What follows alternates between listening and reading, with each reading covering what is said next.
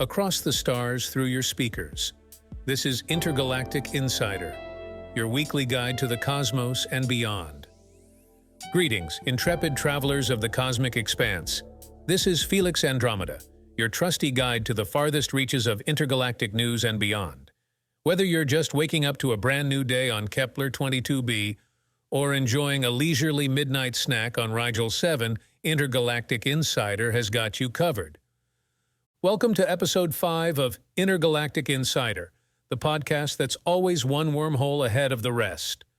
On today's show, buckle up and prepare for a heated debate of astronomical proportions. That's right, folks. We'll be asking the question on everyone's mind. Is it time for humans to cede territories on Earth to aliens? Our panel of esteemed experts will square off in a battle of wits and wisdom that you won't want to miss. But before we dive into the deep end of the debate pool, let's take a moment to catch up on some of the latest headlines making waves across the galaxy. In breaking news, the Galactic Senate is in an uproar over allegations that members have been accepting bribes from the notorious Zeta Reticuli crime syndicate. We'll bring you more on this developing story as it unfolds. And in a lighter news, the annual Perseid Meteor Shower Festival on Proxima Centauri b is drawing record crowds this year. If you're in the neighborhood, be sure to stop by and catch a falling star, or 200,000.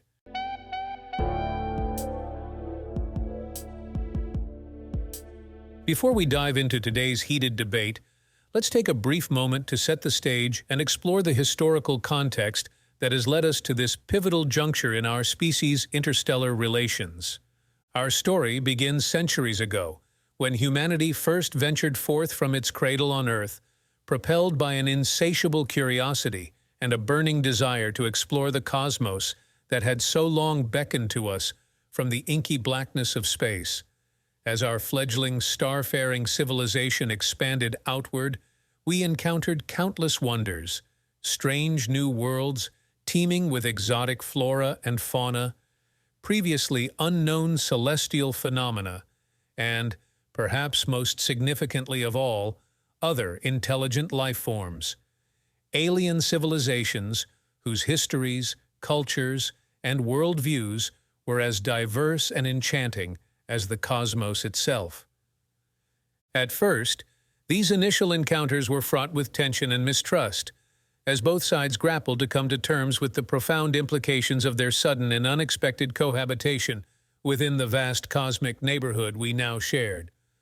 But, over time, as our collective understanding of one another grew, so too did a sense of mutual respect and camaraderie, a realization that, for all our surface differences in appearance, language, or customs, we were fundamentally united by our common yearning to explore the stars and to unlock the secrets of the universe around us. However, as our nascent interstellar alliances blossomed and flourished, so too did the complex web of political, economic, and social challenges that inevitably accompany any such epochal shift in the balance of cosmic power. Disputes over territory, resources, and the very nature of interspecies relations began to simmer below the surface, threatening to boil over into open conflict, a prospect so terrifyingly cataclysmic that it sent shockwaves throughout both human and alien societies alike. Recognizing the dire stakes at play, enlightened representatives from both sides of the interstellar divide came together in a historic summit on neutral ground, the idyllic, Earth-like moon of Xylophia 5, to hammer out a landmark agreement that would, in theory, once and for all lay to rest these festering tensions and pave the way for an era of lasting peace, cooperation, and mutual understanding. Thus was born the Xylophia Accords, a groundbreaking treaty that sought to establish clear guidelines and protocols for interspecies coexistence and collaboration, including provisions for shared resource development, open exchange of knowledge and technology, and, most controversially of all, the potential ceding of certain Earth-based territories to alien control in the name of fostering greater cross-cultural understanding and empathy. And so, dear listeners, we find ourselves at a critical inflection point in our shared interstellar saga, a moment fraught with both unimaginable promise and unspeakable peril, as the decisions we make today will undoubtedly reverberate across the cosmos for generations to come. With that said, please welcome our esteemed panel of experts for today's debate. Arguing in favor of humans ceding territories to aliens on Earth, we have Dr. Zara Novak, renowned xenobiologist and author of the best-selling book Living Together, A Guide to Interspecies Harmony. And now, let's meet our illustrious debaters on the opposing side. First up, we have General James Thunderbolt Johnson, former commander of Earth's Interplanetary Defense Force and a vocal critic of alien immigration. And rounding out our panel, please welcome Dr. Linda Chen, anthropologist extraordinaire and the mind behind the groundbreaking study Earth for Humans, Preserving Our Homeworld's Heritage. Ladies and gentlemen, aliens and androids, let the debate begin. In the immortal words of the great Klingon philosopher, Kumpek, too much honor is as bad as too little. Let us find a balance between them. Our first question goes to you, Dr. Zara Novak. As an expert on alien-human relations, why do you believe now is the time for humans to cede some of their territory on Earth to our extraterrestrial neighbors? Thank you, Felix. It's a pleasure to be here today to discuss this crucial topic. To answer your question, there are several compelling reasons why humans should consider ceding some of their territory on Earth to alien species. First and foremost, we must acknowledge that the human race has not been the best steward of our home planet. Centuries of reckless resource extraction, pollution, and habitat destruction have led us to the brink of an ecological catastrophe. In contrast, many alien civilizations have demonstrated a remarkable ability to coexist harmoniously with their environment. By ceding some land to these more eco-conscious species, we could learn valuable lessons in sustainable living that may one day save our own planet. Secondly, it is simply the right thing to do from an ethical standpoint. As a dominant species, it is our responsibility to ensure the well-being and survival of other life forms, both on Earth and beyond. By sharing some of our vast land masses with alien species, we would be taking a significant step towards interstellar unity and understanding. Finally, from a pragmatic perspective, fostering better relationships with alien civilizations could reap countless benefits for humanity in the long run. As we continue to explore the cosmos, it is in our best interest to have as many allies as possible. By demonstrating our willingness to compromise and cooperate on this issue, we might just be paving the way for future alliances that could propel our species to new heights of technological and cultural advancement. In summary, ceding some territory to alien species would not only help protect our planet's fragile ecosystems, but also serve as a symbolic gesture of goodwill, laying the foundation for a brighter, more harmonious future among the stars. Thank you, Dr. Novak, for that impassioned opening statement. Now, let's hear from the other side of the debate. General Johnson, as someone who has dedicated their life to defending Earth against extraterrestrial threats, why do you believe it would be a mistake for humans to cede any territory to alien species? Well, Felix, I appreciate the opportunity to set the record straight on this matter. First and foremost, let's not mince words here. We're talking about the potential surrender of sovereign human territory to beings whose intentions, motivations, and long-term goals remain largely unknown to us. That in itself should be enough cause for concern among any rational individual. Secondly, Dr. Novak makes a valid point when she speaks of our species' less than stellar track record in terms of environmental stewardship. However, I would argue that this only further underscores the folly of handing over even more of our planet to alien interests. If we have proven ourselves incapable of responsibly managing our own affairs, how can we possibly expect extraterrestrial civilizations, many of whom we know next to nothing about, to do any better? Furthermore, It's naive at best and downright dangerous at worst to assume that all alien species share our values and priorities when it comes to issues like environmental conservation or interspecies cooperation. For every seemingly benevolent civilization out there, lurking in the shadows, could be countless others, just waiting for the right moment to strike and seize control of our world's resources, including its strategic locations and population centers. And speaking of resources, let us not forget that Earth is home to a wealth of rare minerals, elements, and other valuable commodities that are coveted throughout the galaxy. By ceding even a single inch of our planet's surface to alien control, we risk opening Pandora's box. Once they have a foothold on our world, how do we know where they will stop?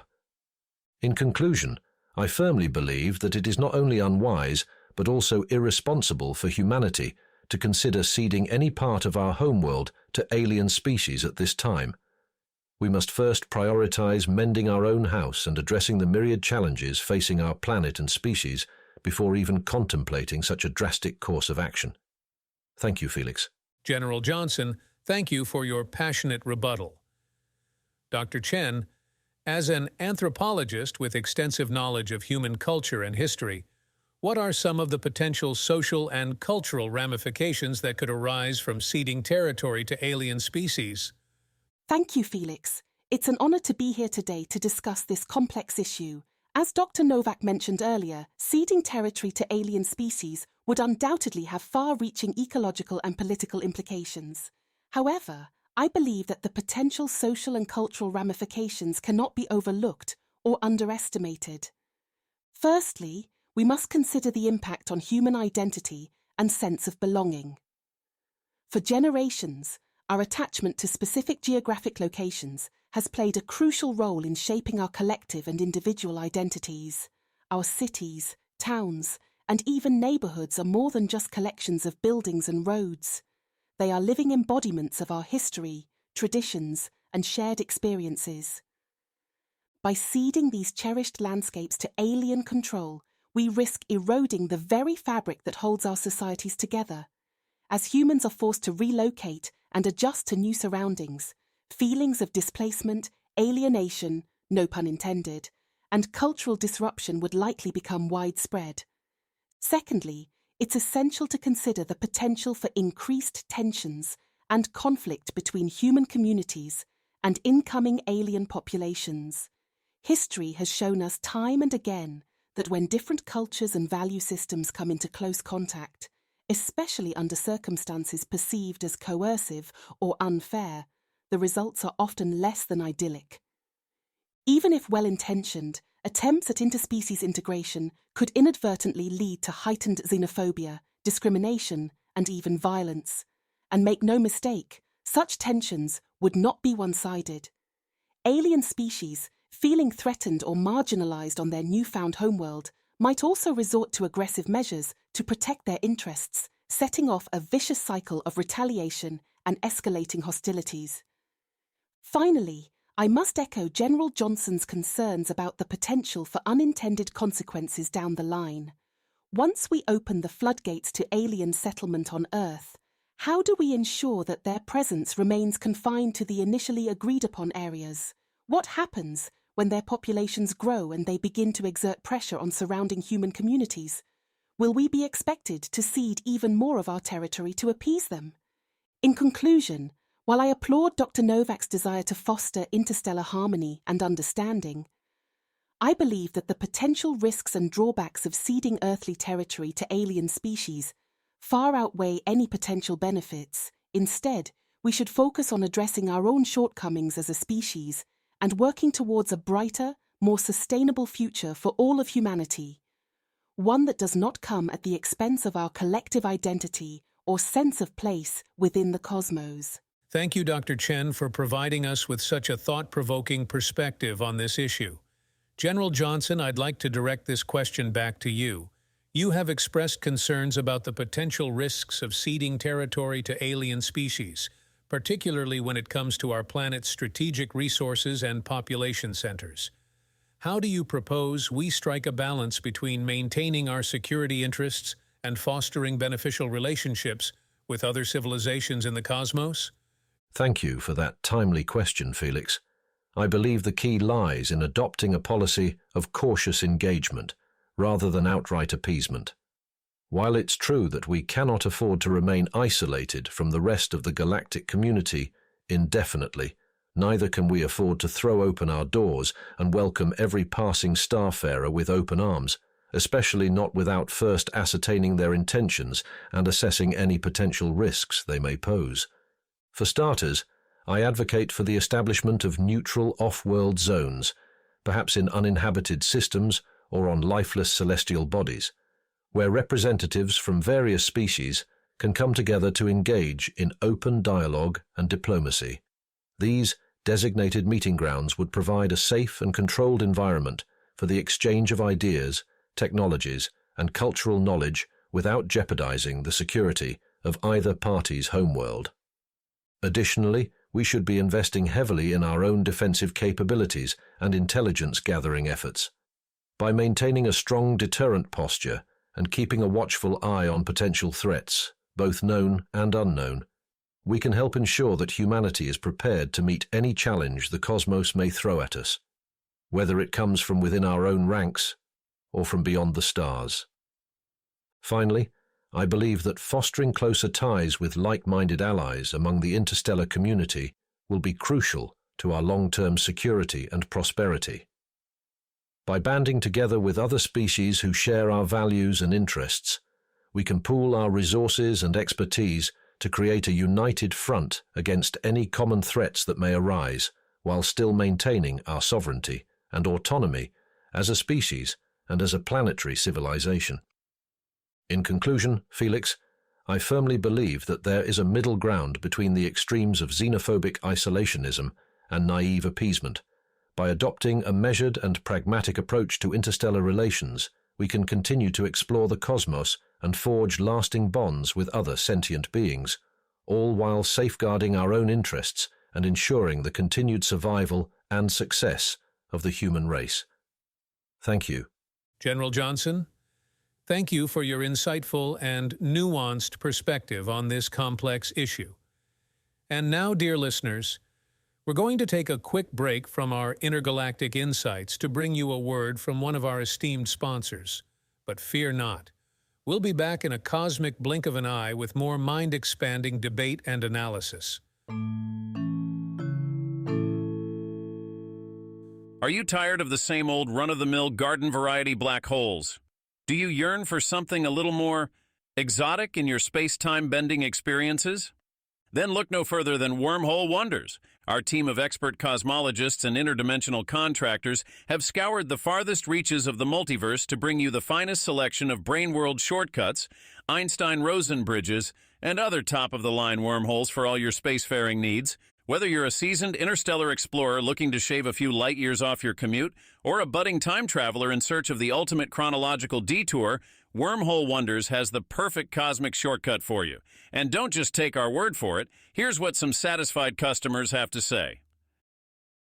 Before I discovered Wormhole Wonders, my daily commute from Betelgeuse 7b to Alpha Centauri Prime was an absolute nightmare. But now, thanks to their amazing selection of high-quality wormholes, I can get home in time for dinner with the kids, and still have enough time left over for a quick round of intergalactic golf. I've always dreamed of seeing the birth of the universe firsthand, but with all those pesky cosmic expansion rates and expanding space-time horizons, I thought it was just a pipe dream, pun intended. Then I found Wormhole Wonders, and boy, am I glad I did. Their knowledgeable staff helped me find the perfect primordial singularity shortcut, and now I'm all set to witness the Big Bang in person.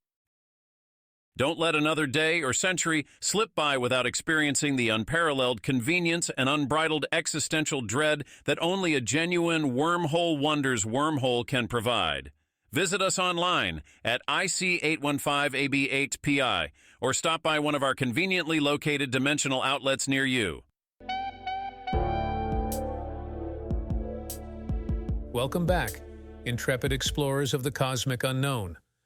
We hope that brief foray into the world of interdimensional advertising has only served to whet your appetite for even more thought-provoking debate and discussion. Dr. Novak, as an advocate for greater cooperation and understanding between humanity and other civilizations in the cosmos, how do you respond to concerns about the potential risks and unintended consequences of ceding territory to alien species? Thank you, Felix, for the opportunity to address these valid concerns. I'd like to preface my response by reiterating that I am not advocating for a wholesale relinquishment of our sovereignty or an uncritical embrace of every alien species we encounter in the cosmos. As both General Johnson and Dr. Chen have rightfully pointed out, caution and prudence must be our guiding principles when navigating these largely uncharted waters. That said, I believe it's crucial that we do not allow the spectre of potential risks to deter us from exploring the vast array of benefits that might arise from fostering closer ties with other galactic civilizations, including, under the right circumstances and with the appropriate safeguards in place, the cautious sharing of certain terrestrial resources and habitats. To address some of the specific concerns raised by my esteemed colleagues.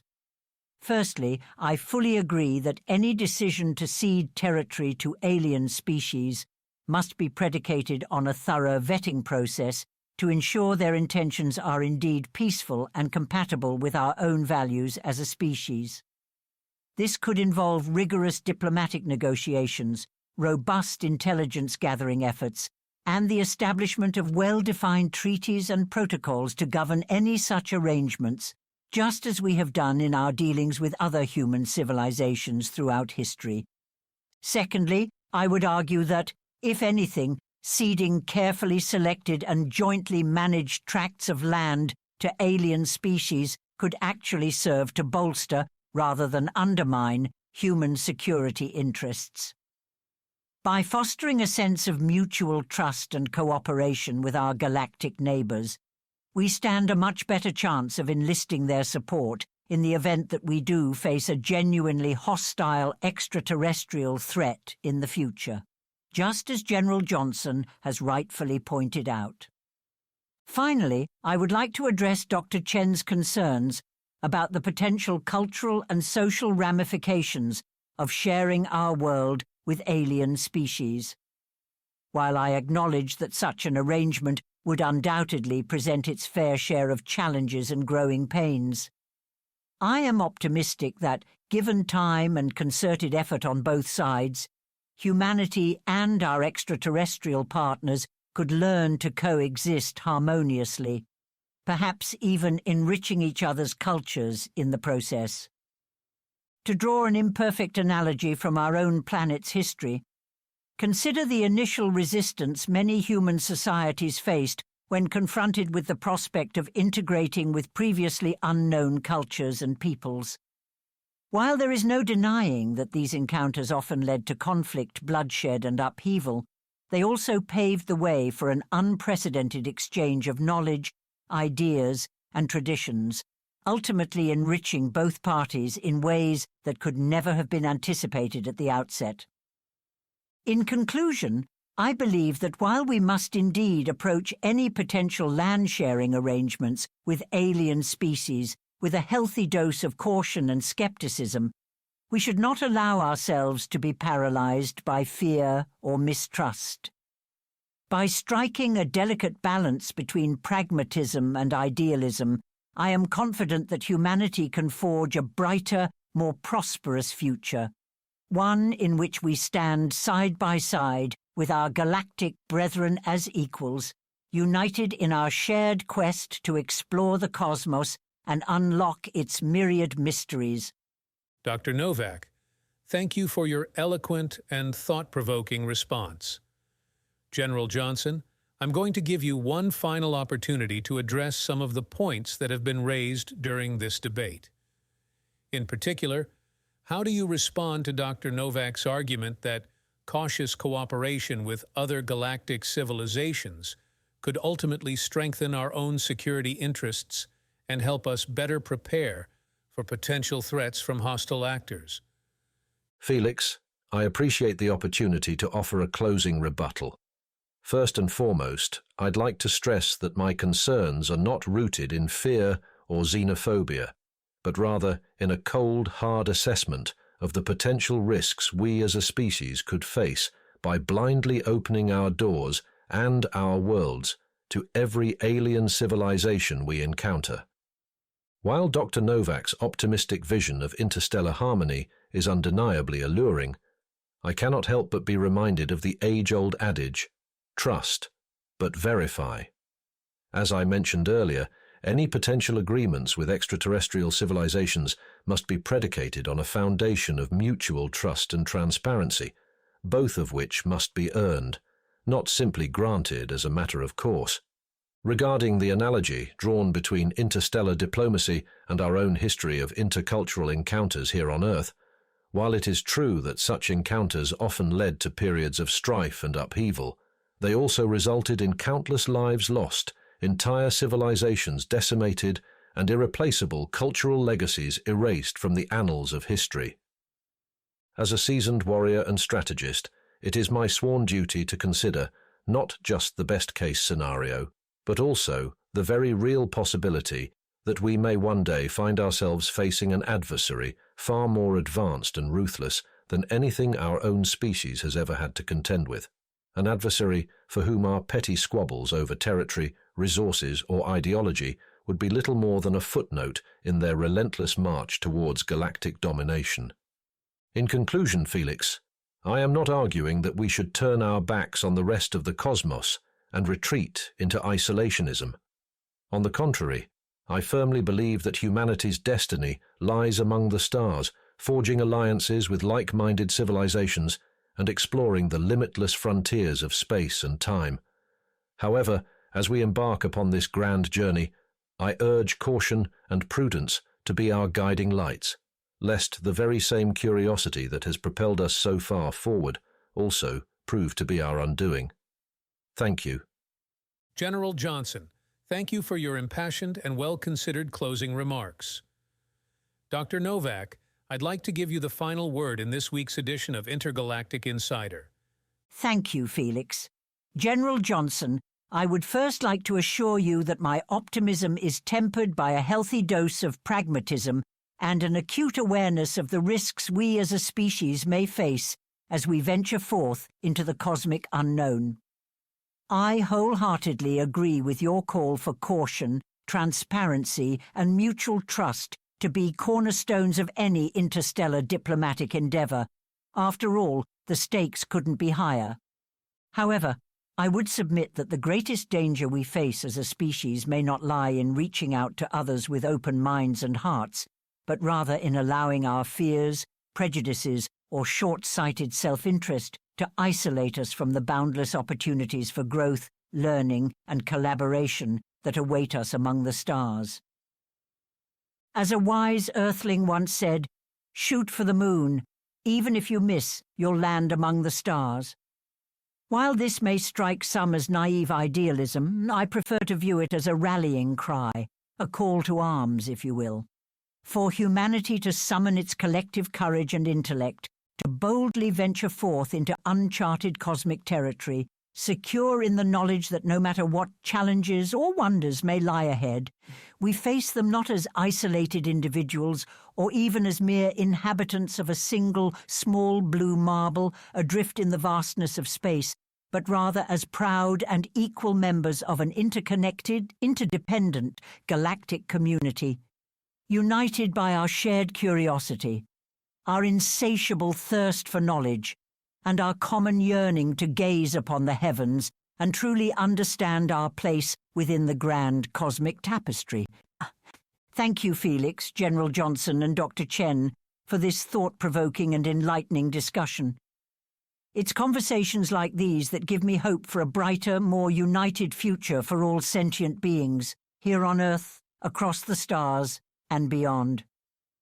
Thank you, Dr. Novak, General Johnson, and Dr. Chen for your insightful, engaging, and thought-provoking contributions to today's episode of Intergalactic Insider. It has been a pleasure moderating this enlightening discussion on such an important and timely topic. Well, dear listeners, we've reached the cosmic equivalent of our show's weather report. That is to say, it's time for us to take a brief interstellar pit stop and check in on the latest celestial conditions before we embark upon our thrilling grand finale. So buckle up your meteorological seatbelts and get ready for a whirlwind tour of the cosmic forecast. Let's start on our own blue marble. Earthlings can expect more of the same mildly erratic conditions they've come to know and love, with the added bonus of a minor solar flare dusting the planet in a stunning aurora borealis light show, perfect for any romantic intergalactic rendezvous you might have penciled into your cosmic calendars. Moving on to our nearest celestial neighbor, we have Mars, where the red planet will be living up to its moniker with a dust storm warning in effect for the next 3 sols. Martian colonists are advised to secure all loose space junk and hunker down indoors with a good holonovel until this cosmic squall blows over.